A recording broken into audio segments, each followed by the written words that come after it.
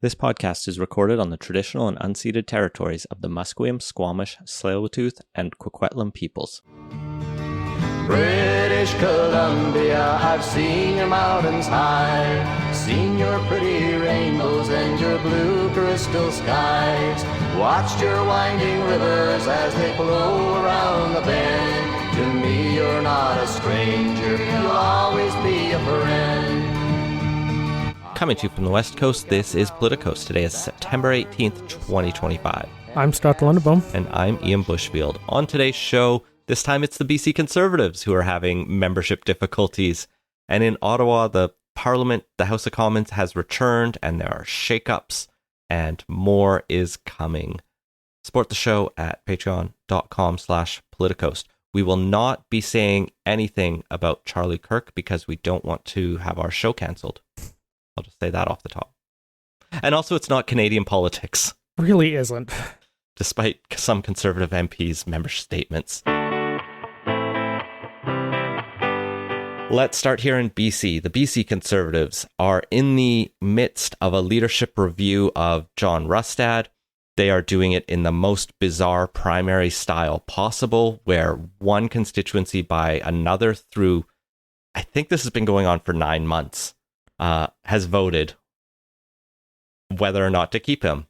So, why didn't they bother just doing this at the convention they had a few months ago?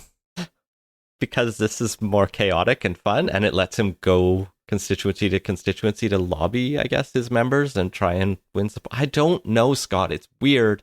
I've never heard of a party doing this. It's very funny because now we have I think 2 or 3 more constituencies to vote over this weekend. Naturally, they're among the most right-leaning in the Okanagan and Kelowna. And things are getting tense because allegations came out this week that the party contains dead people. Literally. Yeah, so there was a bunch of suspicious new memberships that got taken out. One including a person from Kelowna that died in March, but only got around to joining the BC Conservatives in August. Joining from beyond the grave. It's really leaning into the stereotype people have of Conservative parties at times. Being literal corpses. Beyond that, I think there's at least 2 people who joined posthumously. And then there was a big swath of people who all signed up with the same curious phone numbers of 111, 111, 1111, and 222, 222, 2222, whose emails all had first name dot last name at the same suffix that wasn't just Gmail or something. And that raised a lot of eyebrows. Totally not suspicious at all. That's the thing that gets me. One thing, we all know sometimes there's some shenanigans around memberships and stuff. Leadership races, there have been allegations of that in countless ones. These ones are probably almost more likely to have it because membership reviews, you don't have to do all the campaign filings with whatever election agency is there in that jurisdiction and whatnot, but this is just cutting corners on that in just a way that how lazy were the people doing this? The phone number thing I could overlook because I've definitely set up databases where some people don't want to enter phone numbers, and so I just have it but the database is I need a phone number, so I'm just 11111, and then I'll know it's not a phone number to call. But the fact it's also the same kind of email structure is yeah, these were mass signups. Hard to know if they were consensual or not. Someone had money, gave it to the party for these memberships, and had a list of names. Rob Shaw has some good reporting on this. He points out that it's not the first time shenanigans has happened. Once upon a time, Kat joined the BC Liberals in the lead up to, I think, the race where Christy Clark was elected leader. I don't think the Kat voted in the end, but these are problems. Amid all of this, Rustad was supposed to have a caucus review this week, or a caucus meeting. That got cancelled. And it had also come out that his caucus meeting last week descended into shambles. He was asked to leave the discussion at one point, and he later issued an email to his caucus saying, "I'm sorry for the allegations I made that so-and-so had sex with a staffer," something to that effect. That's something to put in an email. It's something is happening there. I'm on to the side of like, I don't know if John Rustad survives the weekend at this rate. Like, I think they release the results on Monday. Maybe it comes out then. But like, in these kind of things, you want a leadership review to show that you have like 85% support or better. Anything lower than that is starting to get dicey. Like, yeah, well, Bonnie Grumby just stepped down after, what was it, 57? it was pretty bad. It was more than 50, but it was barely. Yeah, it cleared 50 by like a decent margin, but like nowhere near the informal 80-ish rule that's kind of been established. Yeah, what was it?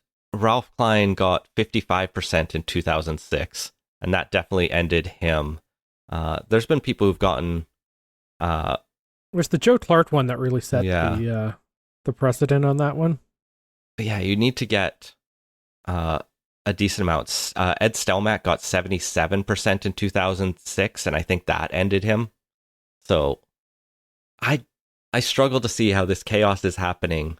I mean, most of them have voted already, I guess, is the answer, because they chose the weirdest system ever to do this, where, you know, maybe 8 months ago you were feeling good about John Rustad, but here in September things are a little bit dicey and weird looking. So I don't know if you'd vote for him now, but yeah. So Joe Clark got 67% and considered that an unacceptable result and resigned after that. But yeah, in terms of Rustad, like, I don't know, at some point, you know, even if the number comes up good, you know, there's just so much internal drama. Like, can you even stick around even if there is a healthy number? And with the shenanigans in the offing, like, would people trust that one? Or would that just be like, are we really sure he has the backing of the membership? And I don't know, it's a tough one for him. The die might already be cast on this. Yeah, Jazz Johal has been also tweeting a whole bunch of stuff because so many people have his ear. There's a list of names of...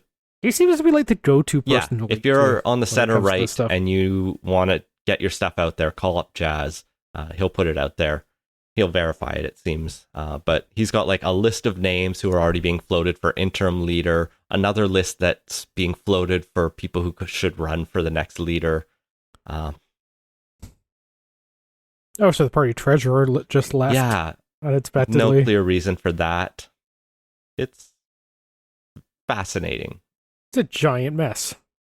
And yet, they're still pretty neck and neck with the government in the provincial polling. One Angus Reid poll had them up to, others have had it basically at the same as the last election.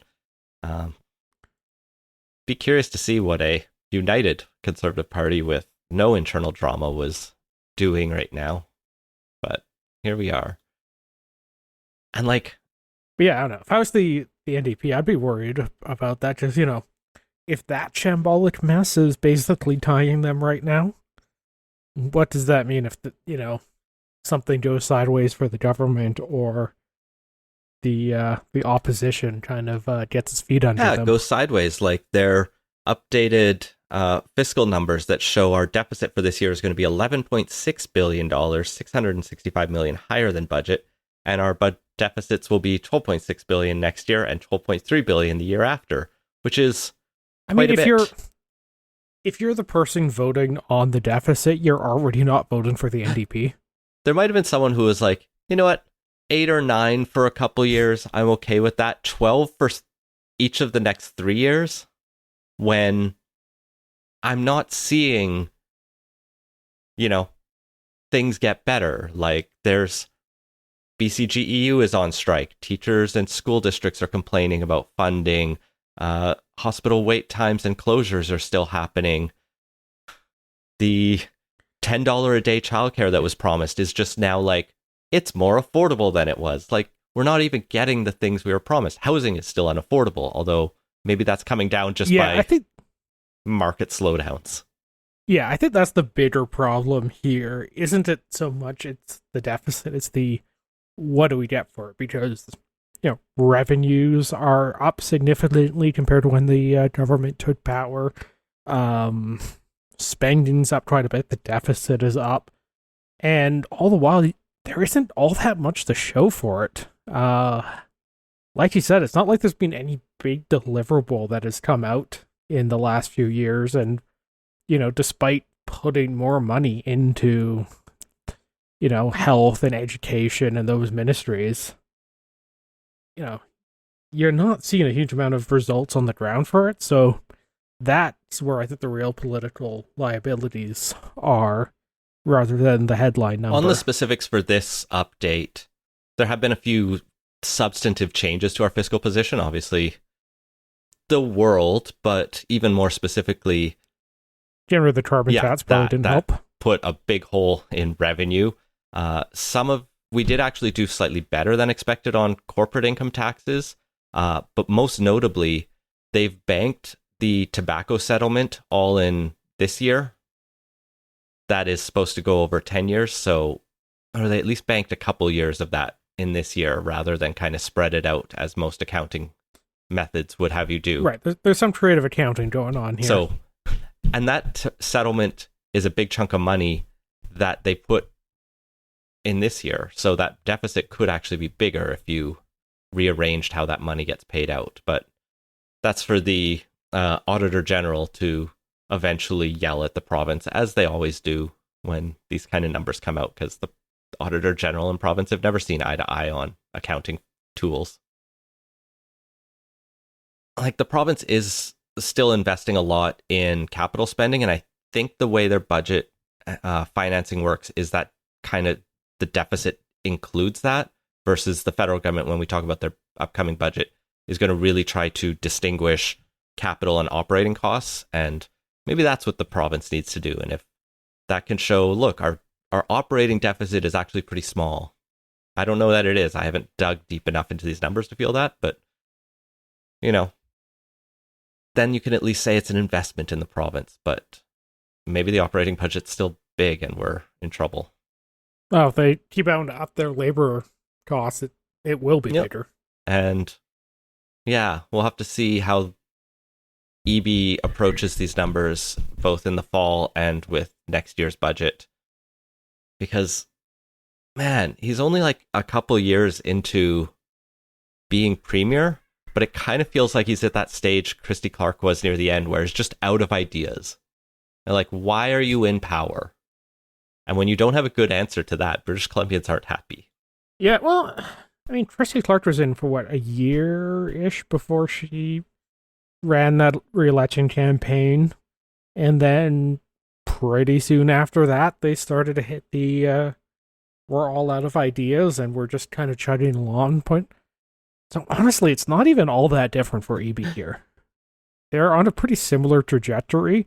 She did do better in that 2013 election than EB did in 2024, though, because she had jobs to promise. Yeah.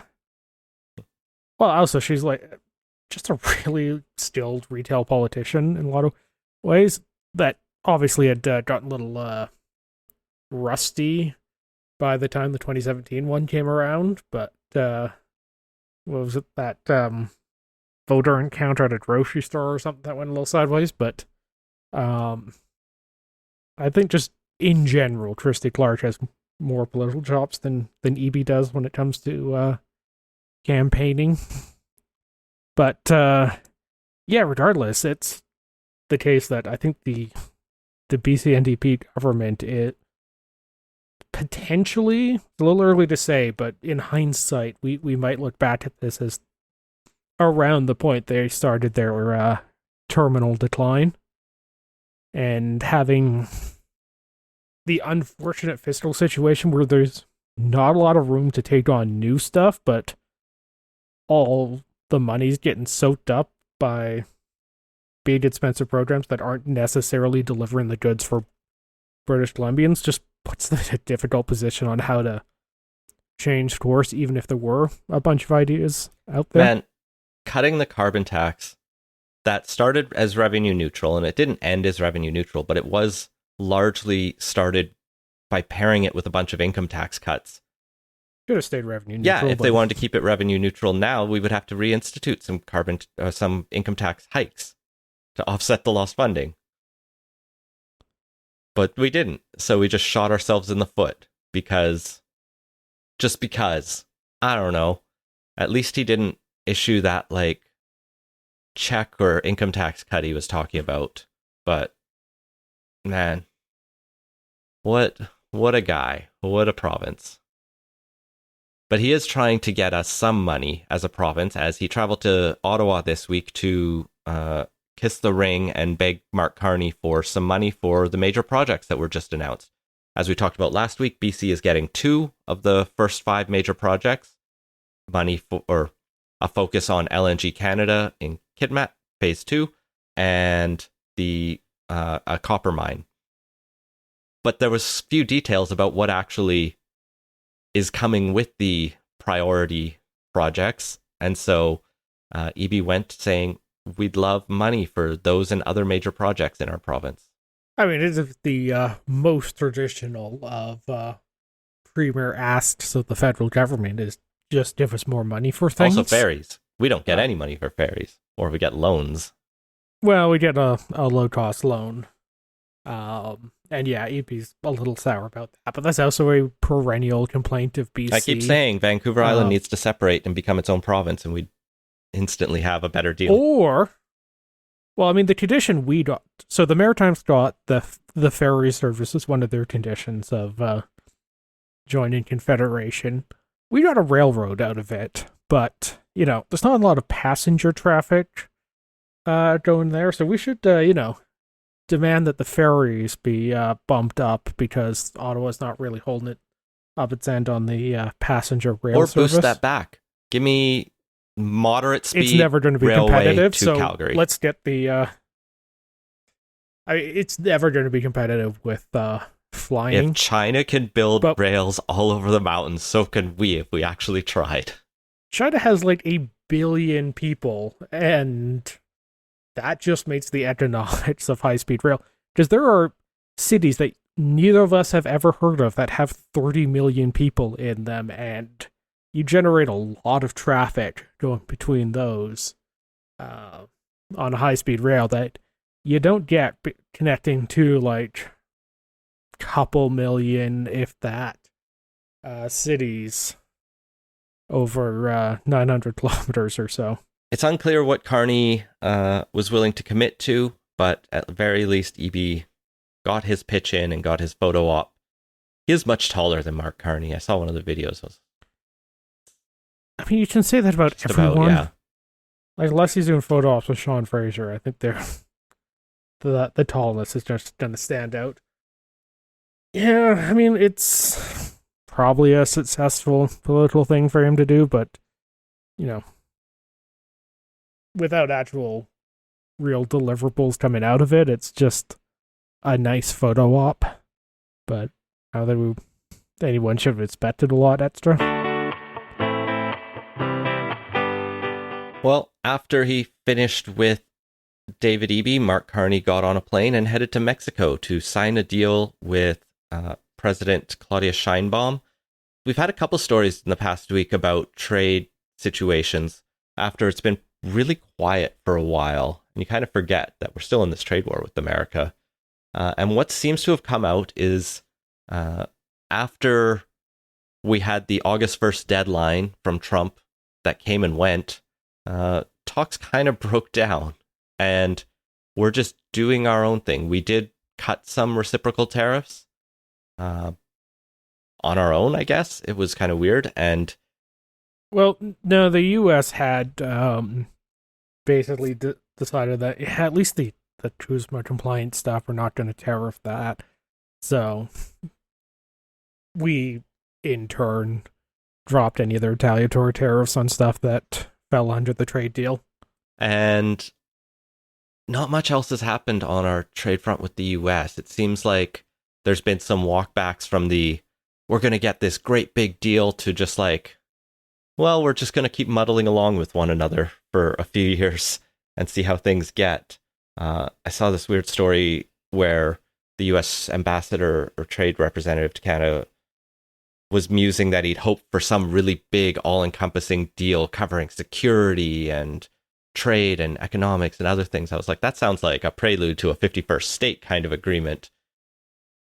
And maybe it was. Well, even if it isn't, like, why the hell would that happen when the prelude to that is just basically making a mockery of the previously signed deal and then doing a bunch of stuff to piss off Canadians with like the 51st state stuff. Well, and also like, you know, a negotiating position that seems to change by the day, and that like none of the other parties doing bilateral negotiations with the administration are coming up with you know, good deals, or even really being able to figure out what the main ask of the US is. For a while, Japan just pulled out of the negotiations. So they just could not get a straight answer on what the actual ask was, and it doesn't entirely seem like the US has a greater clarity when it comes to Canada. Yeah, the UK had signed a deal that seemed like it got broken immediately. The EU signed a deal that everyone kind of went, that's not a good deal. And so I'm kind of okay with the, focus shifting. The deal with Mexico, it's an interesting move to sign. I think there was a few aspects. I haven't read it too deeply, but there was aspects around drug trafficking and immigration. But you found something interesting around railways. Yeah, so in addition to that, there's also plans to build infrastructure in there, including, as the Star describes it, ports, rail, and energy corridors, while tackling crime and protecting the environment. And all I can picture of that is just a bridge running 12 miles off the coast going from Tijuana to Vancouver. And I'm sure that's not what they meant, but doing an agreement between two countries to build rail infrastructure where there isn't a shared border is an interesting little thing in there. Yeah. Steel man in it, that's probably just the case of they're agreeing to build rail in their respective countries to improve imports and exports. Yeah. That 2,200 kilometer gap, and that's over land. It'd be a little bit longer if you go around. I'd be all for high-speed rail north-south, but yeah, there is that other place in the way. Yeah, though you would need to run the rail line, and they're not exactly knocking it out of the park when it comes to building high-speed rail in the intermediary space there. No, but Scheinbaum, I believe, is working on some high-speed rail in Mexico, so it'd be good if they're moving forward on stuff, and we're looking at they can't make and they can't make a bigger mess of it than California has. And we're looking at our Toronto, Quebec City corridor and could move that forward as well. Sounds great. Yeah, I mean, it's more interesting like the broader context stuff on like the individual things here, which is pretty standard fare from what you'd expect for these sorts of deals. I'm sure there's some like finer points in there that would be worth diving into, but fortunately, the Star doesn't have all those details noted in that, and I don't know if the full test has been published yet, but for a while it seemed like the Canada-Mexico relations were a little icy, and the we're both going to stand together when dealing with the U.S. didn't really seem to be going super smoothly. There was definitely some tensions there, and the fact that this has now come together indicates that, I don't know, some things may have changed. It might just be the fact that there's somewhat of a new government in Ottawa that's causing less of a headache in Mexico City on that. But either way, like that in itself is kind of notable, just the change in tone between the two countries. Yeah, I'm really curious to watch Ottawa over the next few weeks as the summer felt really quiet, and people were pointing out, like, and we even talked about in this podcast, like, what is happening? And if what was happening was the quiet work necessary to make a bunch of big announcements in early fall, trade deals, domestic policy, and so forth, it might just be a very busy, 6 weeks we're looking at in the PMO, in which case, good on him. I mean, we'll have to see what comes out, but this is a positive start. The stuff we'll get into in a little bit, and the major projects announcement last week, which was okay. It was okay. It was definitely later than like I think it should. Yeah, and it was stuff that was just for standing up in and it was office. stuff that was like most of the way there too. Yeah, and even with the thing we're going to talk about a little later on, like a lot of this stuff could have been done earlier. You don't need 6 months to announce a housing project, but we'll leave that for when we get to it. And the other thing he is working on is moving people around. There's been a bunch of office shakeups in the past week. First, it was announced that Chrystia Freeland is leaving cabinet to become our special representative to Ukraine, kind of a job tailor suited for her, really. She is... Yeah, it's something she really cares about a lot. And as far as like Nets moves goes, one she'll no doubt be quite happy with. She is sticking around as MP for the time being. It's unclear to me how much work the Ukraine office is going to take versus her standard work for her constituents. And given that Parliament is still quite Carney doesn't have a majority, so he needs her vote when it comes down to it. So she's going to have to be back and forth a bit, but maybe they're just going to try and time a few leaves, as we have to talk about a couple others. From his own office, David Lametti, the former justice minister, is going to be our new UN ambassador, replacing Bob Rae. Lametti had been asked to leave cabinet by Justin Trudeau in what seems like the not friendliest of terms. Lametti, I think, was starting to openly gun for Trudeau's job, and Trudeau cut him off before he could mount a real effective challenge. He was basically like Chrystia Freeland, but 3 or 6 months too early. And then he basically just left politics instead. Well, yeah, he announced he wasn't going to run, and then when the change-up happened at PMO, he got brought on. He was going to be the guy that was basically going to be running things during the campaign. And it sounded like that was going to be a short-term thing. Then he stuck around for a while, and now he's leaving. So just the little history on that's kind of interesting. And I don't know, I'm curious why he stuck around for those extra months when it looked like it was just going to be a short-term gig at first, only to now leave. It's impossible to know until the memoirs get written. I could even see it be as simple as, there's a lot of work to do because it's a hard transition and everyone's getting along. But it also sounded like in one report I read that it was time for him to go. Things were not working out great. And so this could be a really good fit for him. I'm curious as well if him replacing Bob Rae after 5 years signals any shifts on Canada's international foreign affairs approach. I know Carney and Foreign Affairs Minister have talked about plan to recognize the state of Palestine in the coming weeks or months. I don't know Bob Rae or David Lametti's personal politics on that, but that could factor into it. He'll have a lot to do. He's not the only one moving. Bill Blair is going to move to the UK High Commissioner office for Canada.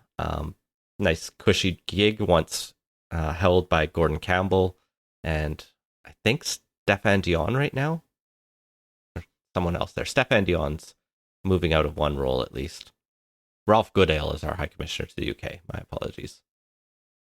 And BC MP Jonathan Wilkinson is also being touted for an ambassadorship. And there are a couple other smaller or less prominent names being moved around. Like we have a new ambassador to Germany who's just someone from Global Affairs who I know nothing about. But it's interesting seeing the moving pieces, and I can't discern anything from this, really. the number of people who are MPs leaving, though, is kind of interesting, right? Like, that's going to open up several by-elections on that. And I don't think any of these are particularly unsafe seats. Although, in wave years, I think the Conservatives have sometimes grabbed Wilkinson's North Vancouver seat. But, yeah, the number of people who will be like exiting Parliament to make this shake-up happen is kind of the more interesting thing than people leaving like ministers' offices almost. Mm-hmm. Yeah. Bill Blair has been an MP since 2015. He took Scarborough from the NDP, who had won it once. The NDP held it way back in the 70s as well, and it kind of went back and forth until the 80s, but then it's been a solid Liberal riding. He won it with 60% in this last election. Chrystia Freeland's riding, I think, is also pretty safe Liberal. That was very safe Liberal. So they still do have to time it so they, have the numbers for a while. At least Carney has set the precedent that he calls by-elections quick. At least for his political opponents. I don't know why he wouldn't do it for his own people. Yeah, probably, but it's one of those things that, a one-time precedent, and that's almost certainly going to give way to the political necessity of the moment and that strategy. Mm-hmm. Well, and speaking of announcements, let's talk about the big federal government announcement this past week. Build Canada Homes is now a thing. They have set aside $13 billion for this new Crown Corporation, this new federal agency to build affordable housing at scale. It's largely going to finance affordable housing, catalyze the housing industry, and they say build affordable homes by, quote, lead the planning, management, and construction of affordable housing.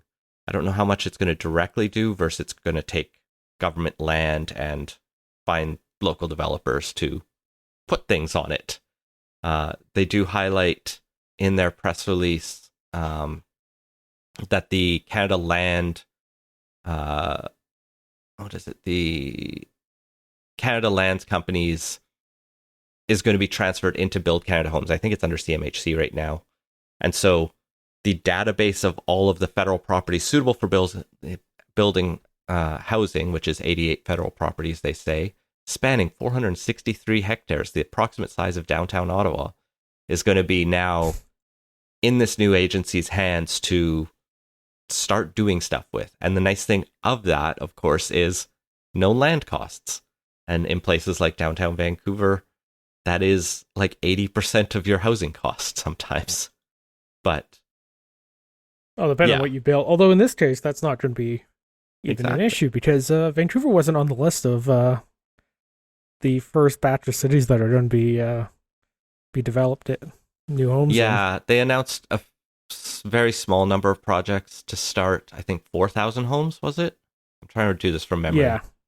4,000 homes in Dartmouth, Longinier, Quebec, Ottawa, Toronto, Winnipeg, and Edmonton. So, no BC in that one. Well, we did get two major projects to start.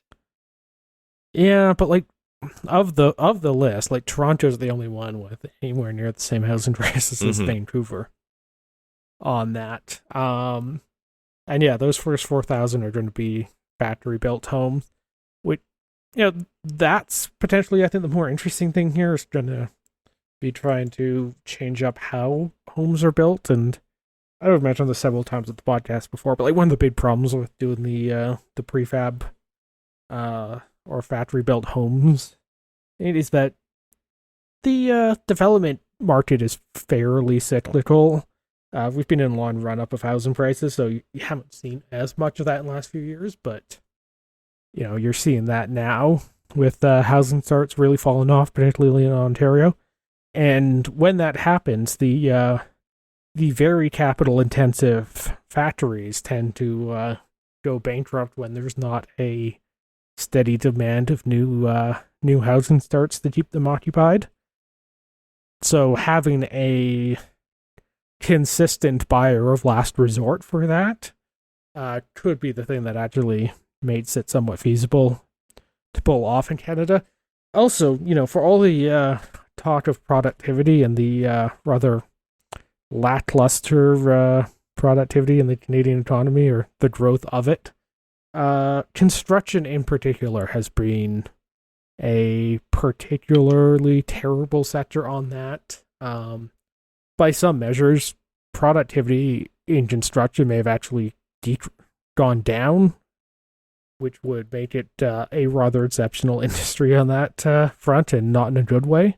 So being able to figure out some of that stuff too would also just be helpful, particularly because construction is like a very large part of the economy. Yeah, this fulfills some of the stuff Carney had talked about during the election around housing, in leveraging mass timber, modular constructions, and modernizing a lot of stuff. And so he does talk about in the press release, Build Canada Homes is going to try to modernize the housing industry. They say reducing building timelines by up to 50%, costs by 20%, and lowering emissions by 20%. They're going to prioritize low carbon materials and technologies and efficient designs, and they'll build homes faster, sustainably, 365 days a year. Screw you, leap years. They don't build on February 29th. They're also going to lean into that Buy Canadian policy, which, fits with the broader moves they've been making, but prioritizing Canadian lumber and other materials and strengthening supply chains, which, if your government investing in this, I think there's a lot of opportunity to broadly improve the economy when it's struggling, and saying, here's a bunch of money. Obviously, it helps. It's not necessarily the most efficient. Yeah, well, and it's not always the most efficient, but if your, primary trading partner throws a bunch of bullshit tariffs on lumber, steel, and aluminum, it's not the worst thing to try and buy up some of that, the output from those industries, particularly where there is like a real need to actually deliver the housing here. But I do worry a little bit. We're kind of perhaps going to overlearn lessons from that and set ourselves up for future problems. But for now, it's not the worst thing. Yeah, I think the biggest criticism of this announcement is the scale is still not up to the challenge. 13 billion is a nice number to see up front, but they are talking about capacity of 45,000 units across the portfolio. So spending about 290,000 per home, which is not an unreasonable amount. It's a touch low, but they have the land at least. And 45,000. Well, I mean, that's always been the problem with going with like a purely public route on housing, is it is just so capital intensive. Even national governments would struggle on that to really build out at that scale. But yeah, they can definitely plug a hole in some stuff and help carry some of the slack. But you definitely do also need the market to deliver a lot of this stuff too, because that's where a lot of the capacity and capital is. And hopefully we'll continue to see the federal government push cities on that sort of thing. The good thing here is, with federal land, they can basically tell the cities to screw off if they try to NIMBY them or slow things down. But you still do have that bigger problem. And, Gregor Robertson has not exactly inspired confidence on that part. And, hopefully with the necessary cabinet shuffle after all those departures, they'll put someone less terrible in the role. The announcement also mentions that there are going to be additional measures in budget 2025 to, quote, lower costs for builders and catalyze private capital in home building. I think that's just some tax cuts, but maybe some low-cost loans. Yeah, they had some of that in the platform. I should also mention... Which, we'll find out in November when the budget's coming. Yes. Yeah, I had that. That got announced this week, Yeah, too. Another little delay. They talked about October, but it turns out writing a budget is really hard and it's big. So now they're setting expectations pretty high by pushing that off again. I'll just mention the Build Canada Homes is being led by Chief Executive Officer Anna Bailau. I hope I pronounced that right. She's a former Toronto City Councillor including serving as deputy mayor from 2017 to 2022. She served on a number of housing task force and committees and helped create the Housing Now program in Toronto that used city land to build housing. So an interesting choice, and people in Toronto politics will know her better. Yeah, so I don't have the insight into Toronto politics to say that. I do say I don't love the tendency for this government to keep elevating former municipal politicians into like key housing roles, because they can definitely get a little city brained on some, or city hall brained on a lot of this stuff, and maybe what's needed is someone with more of a, not gonna be preoccupied with the conventional wisdom picked up in city halls, and much more focused on, cutting through the bullshit that is all too common when it comes to municipal housing policy. So, I don't know, maybe she was a giant reformer and really pushed stuff through, but I don't know, after seeing the pretty lackluster start on Robertson's part here, and just, having watched other politicians go from City Hall to other levels of government, I haven't always been super impressed with their willingness to kind of think outside the box on that stuff. Hopefully this agency goes, full tilt and starts building some homes quick. What's nice about this model of public sector homes, you criticize the ability to scale it, but these are capital investments at least. So you give it $13 billion and it builds assets that remain on the public's balance sheet with that, and they can use that to, take out loans on their own houses to build, while they also collect rent on those houses. Because I believe most of what they're planning to build is affordable rental housing. But I guess we'll have to see when these units start becoming towers. Well, if where construction costs are in the country right now, it's going to be pretty hard to have them cash flow positive. Oh, yeah. Absent a subsidy on that. So, like, yeah, there's a lot of capital going into this, but, if they're a net cash drain, it's not a huge, like, asset in terms of the government's books, even if it's providing a useful public service. Over the long term, because you don't build a house and it falls down in 5 years. A good house should last at least 25 years. They should, but they do also have operations and maintenance sure. costs associated with that. So we'll keep an eye and hopefully see more moves on housing from this government. Yeah, I mean, ultimately this is a good thing to do. I don't know why they needed to wait this long to do it. Like, this is the sort of thing they could have announced at the end of the fall, or end of the spring sitting, or during the summer period. It's one of those things where, like, if you want to move quickly on stuff, you actually do need to move quickly, and waiting, it's been 5 months since the election doesn't stream that. Nevertheless, the Conservatives already said they would vote against this because it adds money to the deficit, and they are opposed to any new spending at this point. There was a brief interview we cut where Andrew Scheer was talking to the media, and he says, we'll work with the Liberals on anything that's from our platform, but if they're spending new money, we are opposing that. Which, sure, that fits the brand, I guess. We're not in an election, so they don't have to pitch new ideas yet, but I'm going to be curious to see how the Conservative Party reorients over this coming parliamentary session to this new political climate we're in, where they can't just yell about carbon taxes and Trudeau all of the time, though they will try to yell about industrial carbon taxes and, I guess, Trudeau's legacy some of the time. Yeah, the industrial carbon tax thing is so dumb.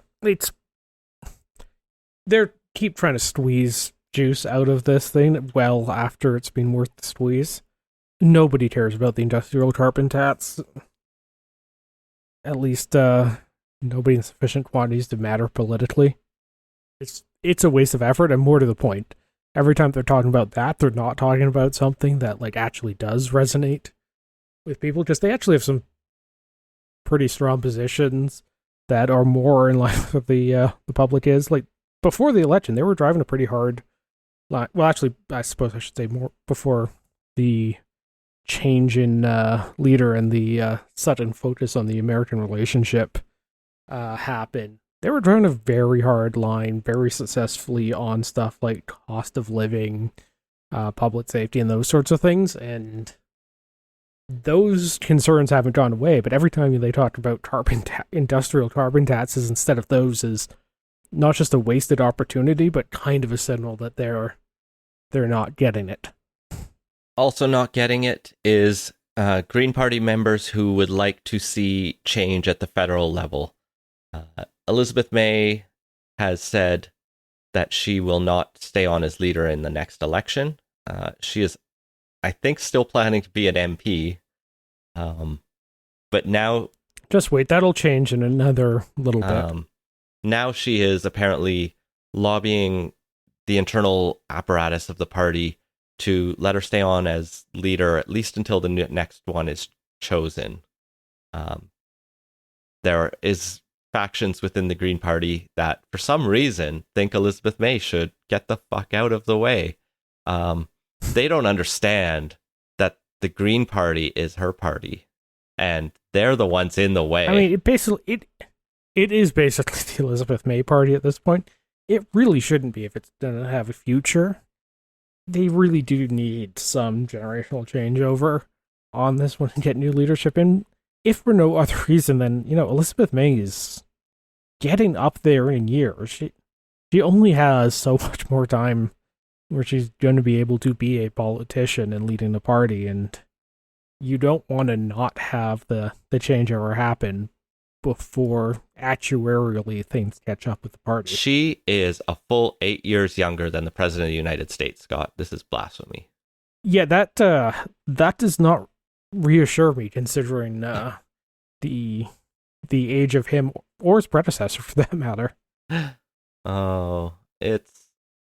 Look, one of the advantages of our country's culture is we don't have septuagenarians and octogenarians hogging all of the leadership positions and refusing to hand things over to the next generation. Let's try and get a little more of that going across the board and lean into the strength on that one. Well, it's just funny seeing every couple months a story about the Green Party, and it's just whether or not Elizabeth May is still leader. Yeah, that's the thing. It's like, how many times has she changed her mind now on this one? Just she quit once, and then there was a bunch of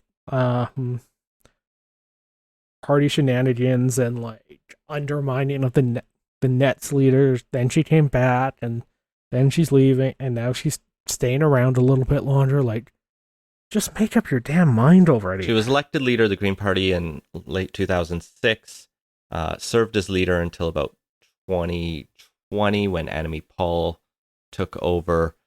Paul didn't have a great time.